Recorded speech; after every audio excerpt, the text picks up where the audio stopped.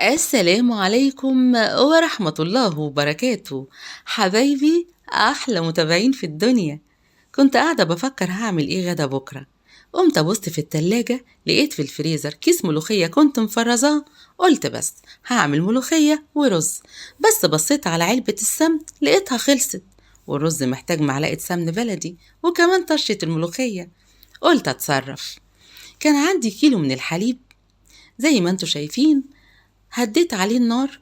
وكمان كان عندي نص قالب من الزبدة.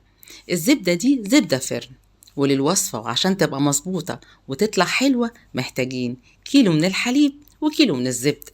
لكن انتوا عارفين عني اني دايما بتصرف في حدود المتاح. الزبدة بتاعتي زي ما انتوا شايفين كده على النار، انا محتاجاها يا دوب تفك.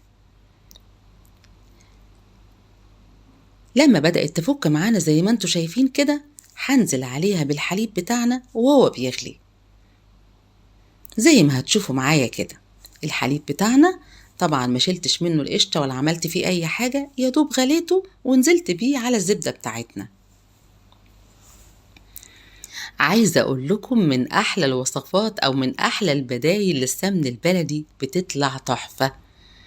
طبعا هديت النار، ومهم جدا نهدي النار عليها ونبتدي نقلب فيها.